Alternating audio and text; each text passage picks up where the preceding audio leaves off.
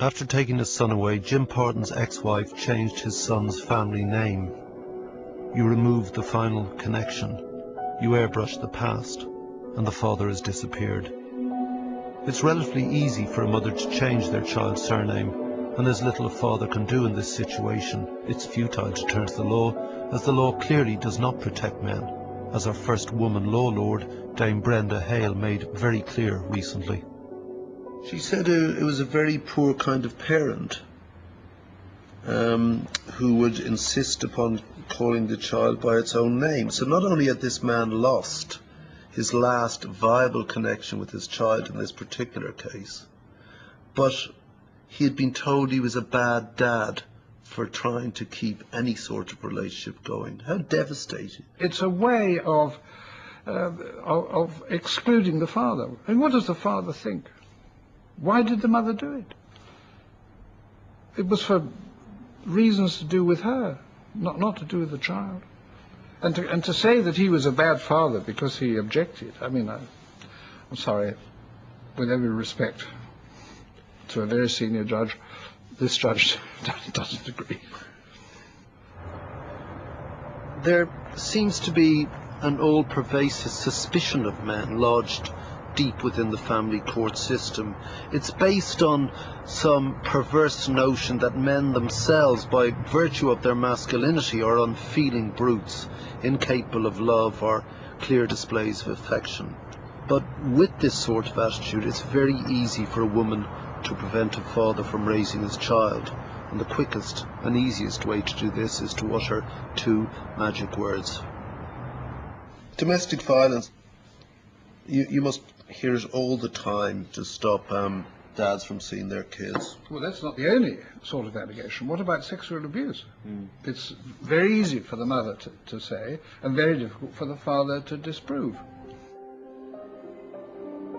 The whole apparatus of the system, based on nothing more than flagrant prejudice and clear discrimination and bias, can bear down so strongly on a father that he will start to view his every action with doubt.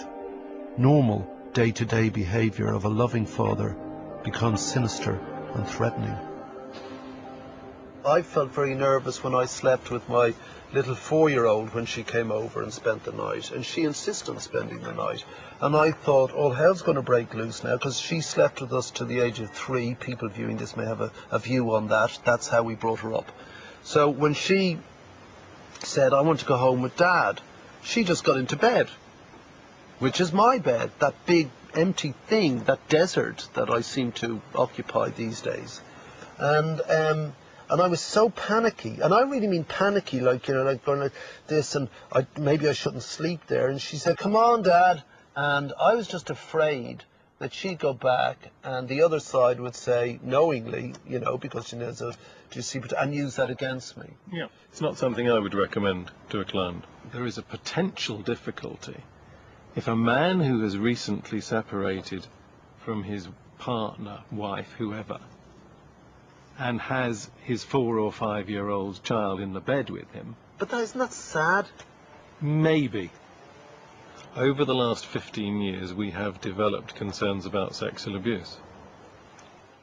We're actually not trustworthy as humans. We're somehow hairy and brutish. We've got this big thing between our legs that controls us. And if you're with a little child, your little child, and you're sleeping together, that somehow these uncontrollable man urges will suddenly rise to the fore. We have countless people at our meetings saying, you know, there are these sort of, perhaps not actual allegations, but suggestions out there. Yeah. And we have to say, well, you know, just be a bit wary about having your child in your bed. I know when my child was... That is a disgrace. It is crazy. That is disgusting and a disgrace. Yeah. This is denied because, well, we're men, you know, we don't do that sort of crap. I mean, my son, when we separated, he was 4, and he was obviously, you know, he was disturbed about what was going on between his parents. He wanted to be in my bed, and I thought about the implications of it, and then, like you, I thought, fuck it, no, he can stay there, that's fine, and we'll take the consequences if someone raises an issue about it, which luckily they never did. But you have to say to people who come to our meetings, be careful, you know, because there'll be suggestions. In your experience, how many of the allegations of abuse or violence are substantiated? Well, I think that's a very difficult question. I would think probably not a lot. There is a great and terrible perversity that underlines all of this. The modern and unspoken sense that all men are violent, abusive thugs, despite the reality of the men in every woman's life, or indeed man's life, their fathers, brothers, uncles, sons and lovers and friends. All men with varying degrees of human complexity, pretty much like women in fact, and all not bad people. The argument that you're incapable of bringing up a child because you're male, because you've got testosterone, I kind of hope that's gone away, because observationally it clearly isn't true anymore, but it lingers on in the family courts. And it baffles me, but, you know, fortunately I'm not a lawyer.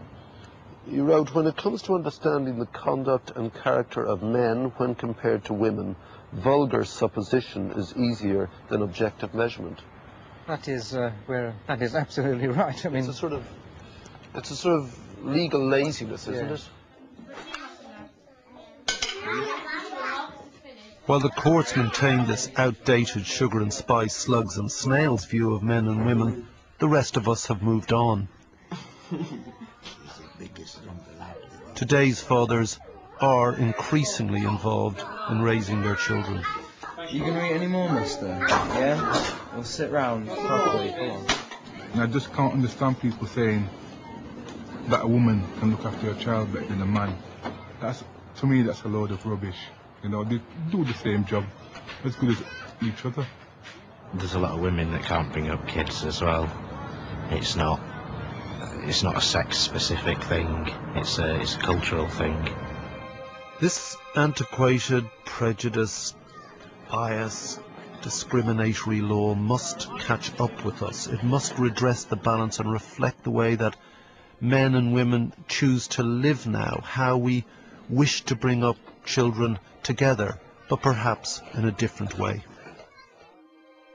The family courts, with all their inefficiencies, have caused thousands of children such damage, fathers such stress, such turmoil, that more and more men are simply giving up. The system is so stacked against them that fewer and fewer have the energy to even get to court in the first place. Why don't more men go into the court? Well, because you know you're going to lose, so there's no point. I mean, if... And the solicitors tell you that, don't they? They do indeed. And, you know, I mean, last week my car radio was stolen. Did I report it to the police? What would be the point, you know? The police aren't going to get my radio back, so I don't bother. In the same way, I don't bother to go to court if there's some difficulty over my contact, because I'm stuffed in here. What's the point? And so I'm not part of that 10% who go to court, if you like, on a big issue like that. What the Prime Minister says, because he's advised to say it, is that, well, look, it isn't as big a problem as it appears, because the majority of men don't go to courts to challenge this. People settle it. Well, I mean, this assumes that men on separation say, you're getting the kids, fine, great, best of luck, love, I won't see my kids get... What? I would suggest the true truth behind the figures is that most guys are not very happy seeing the most cherished things in their entire existence once a fortnight. No, they're not. And the majority will say that the time they have them is never enough. Every step of the way you are emasculated, eviscerated, impediments put in your way, stopped, played with, manipulated, shit upon, treated with contempt, treated with derision, made to shut up, made to feel like an animal and a brute, never allowed to express the thing they say you don't have in the first place, your love for your child. When is this going to stop? All of it is ludicrous fucking terminology for something that should actually just be about two people looking after their children. And don't keep me away from them, because they don't deserve that. And actually, nor do I. I've done nothing wrong. And most of us haven't done anything wrong.